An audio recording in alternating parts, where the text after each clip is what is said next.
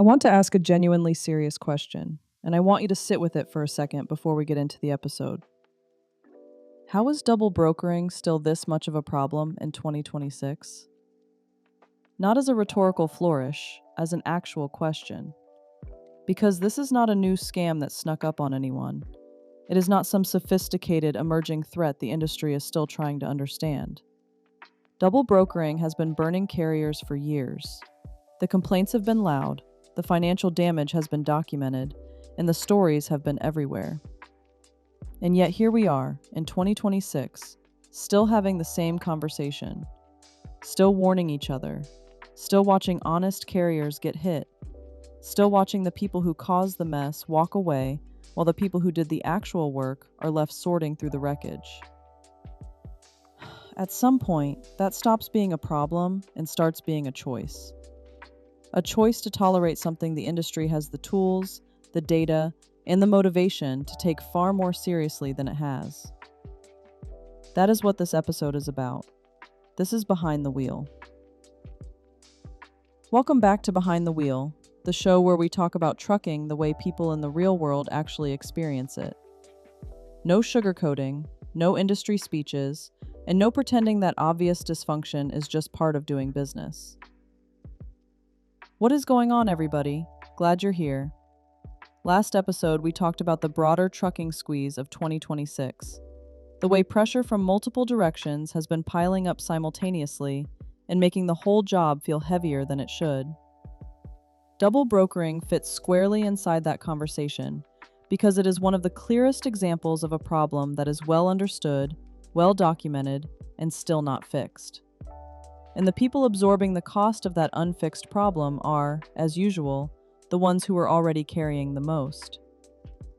So today we're going to break down what double brokering actually is, why it keeps surviving, and why the industry's response has been so consistently inadequate relative to the damage it keeps doing.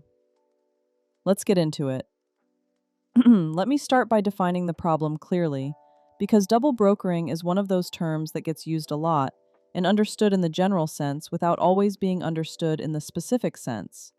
And the specific sense is where the damage actually lives. At its core, double brokering happens when someone takes a load they were never authorized to rebroker and passes it to another carrier anyway, without the shipper's knowledge, without the original broker's permission, and with no intention of being accountable when things fall apart. FMCSA treats this in the same category as carrier identity theft and freight fraud, which tells you this is not a gray area or a sloppy business practice. It is a scheme.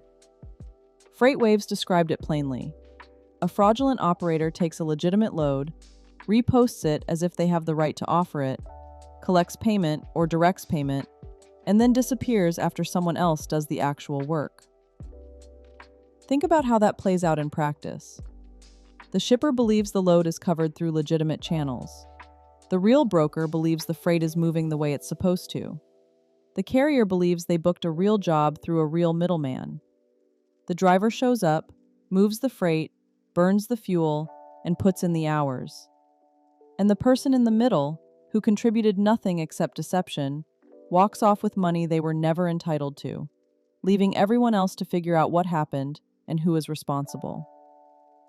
The numbers behind this are not small. TruckStop reported a 400% jump in double brokering complaints between late 2022 and early 2023. Broader freight fraud jumped 130% in 2023, with roughly 69% of those cases involving double brokering in some form. Estimated annual damage from the scheme runs somewhere between $500 million and $700 million, depending on whose figures you use. And fraud targeting brokers, carriers, and shippers rose another 27% in 2024, with that mix including identity theft, ownership change scams, and direct manipulation of FMCSA contact information. That last piece matters because double brokering does not operate in isolation. It survives inside a broader fraud environment where fake identities are easier to build, spoofed communications are easier to execute, and the speed at which trucking operates means bad actors only need to be believable for a few minutes. FMCSA has issued warnings about spoofed portal links and phishing attempts designed to look like official agency communications. The infrastructure for this kind of fraud has become sophisticated enough that the verification burden on legitimate carriers has grown substantially, even as the fraudsters' sophistication has outpaced the industry's response. That is the headline. Not just that double brokering exists, but that it exists at scale, it is getting more sophisticated, and the gap between what the problem costs and what the industry has done about it remains embarrassingly wide. Here's what I keep coming back to about double brokering. It's not just that it's dishonest. Plenty of things in trucking are dishonest and get managed over time. What makes this particular problem so damaging is what it does to the texture of normal business for everyone who isn't running a scam. Think about the legitimate carrier trying to book freight in an environment where double brokering is common enough to be a real concern. They're already managing rates, compliance, fuel costs, equipment, scheduling, and everything else the job demands. And now, layered on top of all that, they're expected to run a credibility check on every load offer before they commit, checking domains, calling numbers on file rather than numbers provided in the offer, scrutinizing rate confirmations for anything that feels slightly off, trying to decide in a fast-moving market whether a load that looks real actually is. That's not paranoia. That's a rational response to an environment where fraud is common enough to warrant it. But here's the problem with that rational response. It takes time, it takes energy, and it adds friction to every transaction, including the legitimate ones. The honest broker now has to work harder to establish trust because the category has been poisoned. The legitimate load offer now gets met with extra scrutiny because that scrutiny has become necessary. The carrier who's trying to move quickly in a competitive market now has to slow down to verify what should already be verified at the system level. The scam redistributes its cost onto everyone else's daily operations, and the industry treats that redistribution as just another thing carriers should manage. Small carriers and owner-operators bear the most direct version of this burden, and the reasons are structural. A larger carrier has compliance staff, legal resources, and established relationships that provide some insulation. A one or two truck operation making fast decisions with limited support doesn't have those buffers. And double brokering schemes are specifically designed to exploit the speed and urgency of freight brokerage. The same urgency that makes trucking function efficiently is the same urgency that makes careful verification harder to consistently perform. Scammers understand that. The targeting of smaller, faster-moving operations isn't random. It's a feature of how the scheme works. What bothers me most about where the industry has landed on this is the default response, which is essentially, vet better. And that advice isn't wrong. Carriers absolutely should verify who they're dealing with, check FMCSA's safer system directly, and build habits that make it harder to get caught off guard. But vet better as the primary industry response to a scheme that costs $500 million a year is not a solution. It's a coping strategy that places the responsibility for fixing a structural problem onto the people least responsible for creating it. There's also something worth naming about what this does to the broader culture of the industry over time. Every carrier who gets burned becomes a little more suspicious of the next interaction. Every legitimate broker who has to overprove their credibility because bad actors made the category untrustworthy loses time and relationship capital they shouldn't have had to spend. Trust in trucking is not an abstract value. It's operational. The whole system depends on people being who they say they are and honoring what they committed to. Double brokering attacks that directly, and the damage spreads well beyond the individual incidents. Let me be direct about what I think the industry gets wrong in its response to double brokering, because I think there are a few specific failure modes worth naming. The first is the tolerance for weak consequences. Fraud schemes survive when the risk of getting caught is low, and the consequence of getting caught is manageable. If a bad actor can run a double brokering operation, get flagged, and come back under a new entity with a new identity in a matter of days, then the enforcement mechanism isn't functioning as a deterrent, it's functioning as a speed bump. Real deterrence means making it genuinely difficult to re-enter the system after a demonstrated pattern of fraud. The current environment doesn't come close to that standard. The second failure is the over-reliance on technology as the answer. There's a persistent belief in the industry that the right platform, the right dashboard, or the right verification tool will solve this problem if it's sophisticated enough. And technology is part of the solution. Better identity verification at registration, better flagging of suspicious patterns, better real-time communication between load boards and enforcement. But technology only works if it's backed by the will to act on what it finds. A system that identifies fraud and doesn't move quickly to remove the bad actor from the market is just an expensive documentation tool. The platform isn't the fix. The response to what the platform finds is the fix. The third failure is the framing of this as a carrier problem rather than an industry problem. When the primary public guidance around double brokering is aimed at helping carriers spot and avoid it, the implicit message is that the industry's job is to warn people and the carrier's job is to not get caught.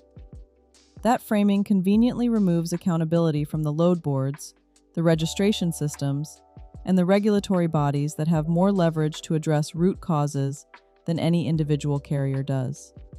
Carriers should absolutely protect themselves, but the industry should also be embarrassed that protecting themselves is necessary at this scale. What actual improvement looks like here is less complicated than it sometimes gets presented. It means faster removal of bad actors from load boards when fraud is documented, not a review process that takes long enough for the damage to compound, but a response fast enough to actually interrupt the scheme. It means identity verification standards at the registration level that are genuinely difficult to circumvent, rather than a box-checking exercise. It means load boards taking financial responsibility for fraud that occurs on their platforms, which would create a very different incentive structure around how seriously they take verification. And it means regulatory follow-through that is proportional to the scale of the problem, not task forces and white papers, but enforcement that reaches the people actually running the schemes. None of that is revolutionary. All of it requires the players with the most institutional leverage to decide that the cost of inaction is higher than the cost of the change. And I think what's been missing is not the knowledge of what to do. The industry has known what to do for a while, but the collective will to prioritize it over the comfort of the current arrangement. Because the current arrangement is comfortable for everyone except the carriers getting burned. Load boards collect fees on the transactions that move through their platforms, including the fraudulent ones, until the problem becomes visible enough to force action. Larger brokers with established carrier networks are somewhat insulated from the spot market fraud environment that smaller operators are most exposed to. And the regulatory process moves at a pace that allows a significant amount of damage to accumulate before any meaningful response reaches the road. That's not a conspiracy. It's just the predictable result of an accountability structure that doesn't distribute consequences proportionally. The people absorbing the cost aren't the same people who have the most power to address the cause. And until that changes, until the financial and reputational cost of allowing double brokering to persist reaches the people and institutions with the leverage to actually fix it, the carriers on the ground are going to keep vetting harder, trusting less, and paying for a problem they didn't create. Trucking is already a hard enough business without running a fraud detection operation on the side. The people out here moving freight honestly deserve a system that takes that seriously. Not eventually, not incrementally, but now. That's it for today's episode of Behind the Wheel. I appreciate you being here. I want to hear from you. Have you dealt with double brokering personally, or has it changed the way you approach brokers and load boards? Drop your experience in the comments. Those conversations matter, and they're going to keep shaping what we cover on this show. If you found this one useful, share it and make sure you're subscribed. There's plenty more in this industry that deserves a real conversation, and we're just getting started. I'll catch you in the next one. Stay safe, stay sharp, and keep it rolling.